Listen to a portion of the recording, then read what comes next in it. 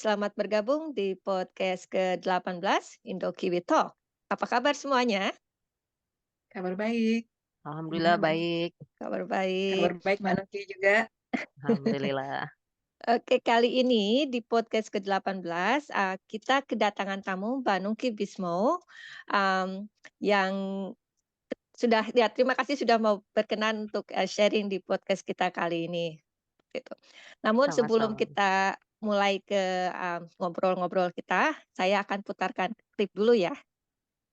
Oke. Saya Silahkan. share.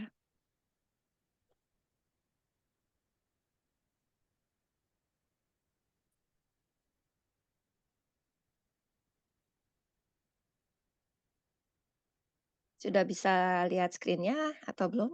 Ya, sudah. Oke, sudah. Oke, baik. Kita lihat klipnya. Nungki Bismo, seorang ibu dari 2 anak, 1 dewasa dan 1 remaja. Bekerja di NZ Post, satu BUMN di New Zealand, sebagai Treaty Compliance and Policy Specialist. Dulu tinggal di Wellington dan sekarang bermukim di Rolleston, Christchurch. Menaruh minat pada isu-isu internasional, gender, lingkungan hidup, pendidikan, kesehatan, sejarah, dan agama. Yuk kita ngobrol lebih lanjut dengan Mbak Nungki Bismo di podcast Indo Kiwi Talk. Oke. Right. Terima kasih sudah sharing foto-foto untuk kita bikinkan klip perkenalan. Tapi sebelum kita mulai mungkin boleh sedikit secara singkat menjelaskan. Saya tertarik dengan background di belakang Mbak Nungki itu tadi. Ya, di mana itu Mbak Oh, diambilnya? ini di Queenstown diambil pada saat kita liburan musim panas bulan Desember 2020. Jadi Ya. lokasi persisnya ini di Deer Park Heights di Queenstown. Jadi another side of Queenstown. Jadi bukan yang daerah yang biasa umum orang Turis. ambil foto. Ya, Hmm. ya. Jadi kita bisa melihat bisa bukan berinteraksi ya, bisa cukup dekat dengan deer di sana, rusa-rusa liar, juga binatang-binatang yang lain seperti keledai dan sebagainya, dan kita bisa kasih makan juga. Menarik ya. Jadi Ya. mungkin nanti buat teman-teman yang mau ke Queenstown, coba juga kunjungin apa tadi Deer Park Heights. Deer Park Heights. Ya, so salah satu alternatif buat Ya. dikunjungin juga. Kemudian kembali ke klip. Ya, begitu Mbak Nuki kasih foto, saya bilang, wow, Mbak Nuki banyak sekali foto dengan para tokoh terkemuka di Indonesia, ya, which is, is privilege karena tidak semua orang bisa punya kesempatan itu. Nah, kalau berkenan lagi, boleh cerita mana sih yang paling berkesan di antara foto-foto Mbak Nuki dengan para tokoh di Indonesia itu, yang mana? Alhamdulillah ya, saya bisa bertemu langsung dengan banyak tokoh-tokoh penting di Indonesia, dan juga ada beberapa dari mancanegara, tapi yang ke foto cuman yang itu aja. Dengan yang paling berkesan tentunya dengan almarhum Bapak Ali Alatas, mantan Menteri Luar Negeri Indonesia akhir tahun 80-an ya, sampai akhir 90-an kalau nggak salah. Karena beliau tokoh yang sangat dihormati di ASEAN dan juga oleh para diplomat terkemuka di berbagai negara, dan juga statementship-nya, sikap kenegarawannya juga dalam hal diplomasi itu saya kagum dengan beliau begitu. Oke, thank you udah sharing hal tersebut. Nah, sekarang tadi kan di klip dibilang kalau Mbak Nuki saat ini bekerja di NZ Post sebagai Treaty Compliance and Policy Specialist ya. Boleh diceritain yang apa sih kerjaannya secara secara ringkas mungkin susah Dalam ya, bahasa yang tapi sederhana. dalam bahasa yang sederhana betul. Oke. Posisi saya ini, saya buat yang sederhana, tim saya itu ibaratnya seperti divisi seperti Kementerian Luar Negerinya lah kalau di New Zealand Post. Jadi yang Mm-mm. berhubungan dengan negara-negara lain, dengan postal sector dari negara lain, juga organisasi internasional. Makanya saya mengagumi Bapak Ali Alatas karena memang selain itu bukan kesamaan background ya, kayak jauh banget dibanding beliau kan Interest? lulusan hukum internasional juga, saya juga belajar hukum internasional, dan beliau juga eh, bergerak di bidang diplomasi. Saya ada nyerempet diplomasinya sedikit, walaupun saya bukan bekerja di Kementerian Luar Negeri, tapi eh, di New Zealand Post maupun di banyak departemen yang lain atau di institusi yang lain tuh pasti ada tim yang ngurusin urusan diplomasi, urusan international relations. Oh ya, tadi saya lupa sebut yang foto dengan Pak Ali Alatas itu diambil tahun 2005 pada saat KTT ASEAN di Kuala Lumpur. Menarik.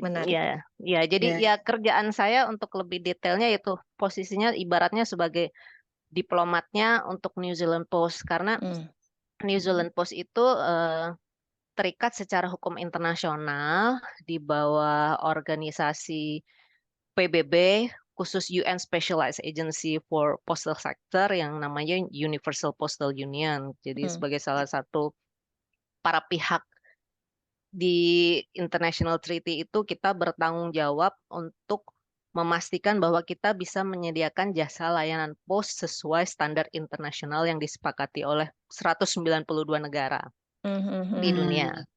Gitu. Jadi kita juga dalam negosiasi, selain tentunya harus memberikan keuntungan kepada New Zealand Post dan New Zealand secara umum, juga harus meminimalisir resiko jangan sampai pada saat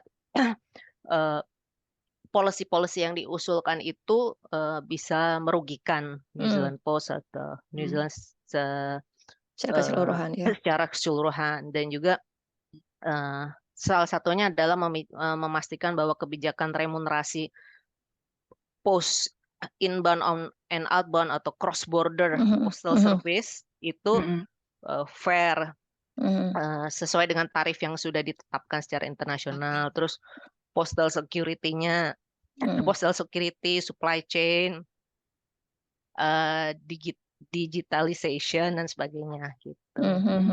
Ya karena kan kayak Pos Indonesia, misalnya kita mau kirim barang ke Indonesia dari New Zealand ke Indonesia, berarti kan end delivery-nya sama Pos Indonesia ya Mbak, ataupun ke negara lain seperti itu ya. Makanya jadi harus ada ke standar yang sama di antara negara itu ya. Jadi misalnya kita kirim barang ke Indonesia, Pos Indonesia sebagai last mile delivery, jadi kita harus membayar Pos Indonesia sesuai dengan kesepakatan atau yang sudah ditetapkan tarifnya secara internasional. Dan juga kita kerjasama dengan MB dan MFED, Kementerian Luar Negeri New Zealand, untuk memastikan bahwa apa yang disepakati itu tidak atau sejalan dengan kebijakan nasional untuk urusan luar negeri. Boleh motong sebentar. Tadi Mbak Nuki bilang ada 190 negara yang 192 negara dan teritori. Oke, berarti ada negara yang enggak termasuk dong ya?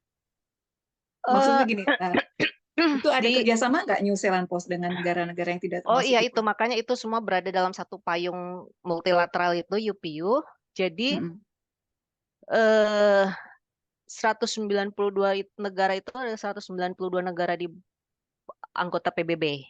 Kalau nggak salah di PBB itu ada 200 sekian, tapi 192 negara itu dan teritori kan kayak misalnya Cook Island sama Niue itu di bawah New Zealand. Jadi dia bukan negara terpisah. Jadi 192. Jadi itu single postal network. Jadi semua itu udah networknya itu udah tergabung sedemikian rupa gitu. Menarik. Oke, nah pastinya nih Mbak Nuki ada kisah bagaimana sih bisa gabung ke NZ Post. Kalau boleh sharing. Itu mesti mundur ke belakang 12 tahun lebih ya. Saya tiba di Wellington itu tahun 2010 bulan Juli untuk mulai kuliah S2 di bidang hukum di Victoria University of Wellington. Memang waktu itu saya dan suami sudah niat untuk bermigrasi ke luar negeri dengan beribu alasannya, dan salah satu jalan untuk bisa pindah itu adalah melalui sekolah. Jadi sekolah lagi itu kan nggak mudah ya setelah bertahun-tahun lulus I S1, know, I know. kemudian kerja. Walaupun waktu itu memang Berkeluarga. waktu itu berkeluarga itu luar biasa tantangannya. Walaupun waktu itu ada saatnya saya mencapai titik jenuh kerja, aduh kayaknya pengen sekolah gitu. Ternyata pas sekolah, Masya Pengen kerja Allah, lagi. berat banget. Banyak banget assignment. Assignment-nya dan sekolah kuliah S2 setelah kan otaknya udah tambah tua agak Iya. karatan ya. Terus udah gitu berbahasa Inggris, walaupun kita bisa bahasa Inggris tapi kan tetap aja ya Iya. beda ya kalau di Bahasa- negaranya sendiri. Udah Iya. gitu bahasa Inggris hukum. Udah gitu sambil ngurus anak. Waktu itu anak-anak masih kecil-kecil banget kan. Tantangannya banyak sekali. Dia harus kerja sama dengan suami ya. Nah, kemudian pada saat kuliah itu ada kebijakan dari New Zealand Immigration bahwa yang lulus S1 ke atas itu bisa entitled untuk apply job search visa. Jadi kalau dapat visa itu dalam jangka waktu periode setahun itu kita bisa mulai hunting Cari kerjaan. kerja. Ya. Yang ternyata hunting kerjaan itu pun tidak mudah karena kita tidak punya pengalaman kerja di New Zealand. Karena kerjaan kita di Indonesia itu tidak diakui.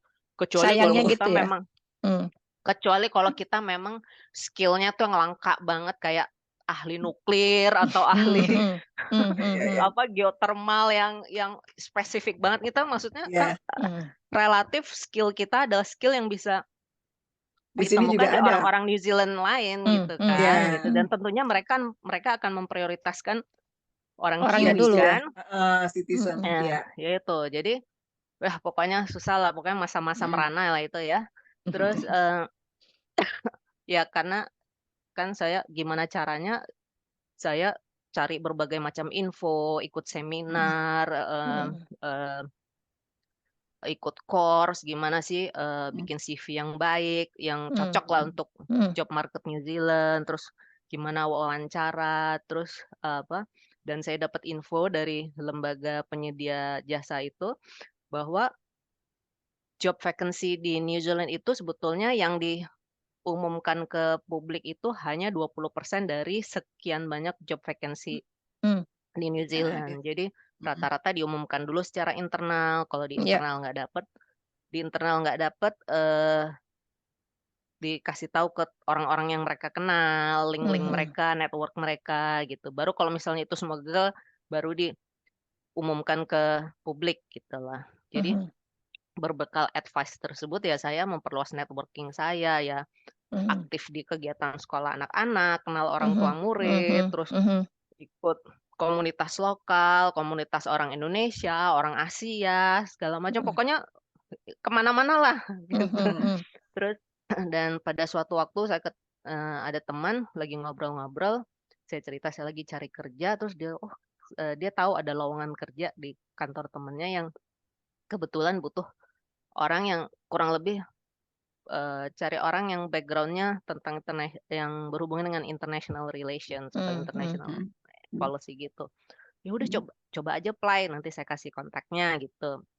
Nah, kebetulan ya kok udah di-interview segala macam lewat beberapa proses, panel segala macam kok kebetulan ya cocok. Nah, dan diterima. Tapi sebelum itu saya juga sempat kerja di pas zaman New Zealand ada general election, pemilihan umum, saya juga kerja satu hari lah sebagai panitia pemilunya New Zealand itu. Jadi dari situ juga volunteer gitu ya. Enggak, volunteer juga dibayar, digaji. Oh iya, Dan gajinya gede. Untuk satu hari itu gajinya gede. Cuman potongan pajaknya kok gede juga gitu loh. Gede juga. Nah, terus dia kenal banyak orang juga di situ. Terus udah gitu saya juga kerja volunteer di Arthritis New Zealand. Jadi saya memproses donasi melalui sistemnya dan gitu. Terus manajernya kebetulan juga cocok sama saya. Pas saya di Arthritis New Zealand itu senang sama saya. Terus pas saya keterima untuk terpilih lah, terseleksi untuk di New Zealand Post itu, dia juga bersedia pas saya minta untuk jadi referee saya Oh, gitu. nice. Jadi penting untuk punya uh, reference dari New Zealand gitu juga. Jadi Iya. entah itu dosen atau ya dari kerja volunteer kayak gitu juga penting. Nah, terus tentunya pas keterima kerja di New Zealand Post itu juga waktu itu kalau nggak salah saya tawarannya cuma 6 bulan untuk proyek tertentu, dan memang saya harus mulai dari kerjaan yang paling bawah banget gitu loh, mulai dari nol lagi ibaratnya. Tapi juga sambil saya belajar, oh sistemnya gimana di sini, Iya. bergaulnya gimana, orang-orangnya gimana. Jadi ya emang mulai dari bawah lagi, start from scratch gitu. Iya, Iya.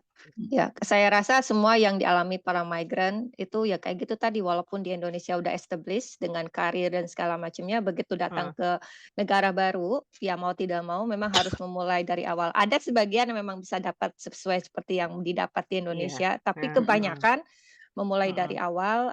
Ya tadi saya suka sekali dengan networking karena memang betul sekali, ya itu membantu kita bisa mendapatkan pekerjaan.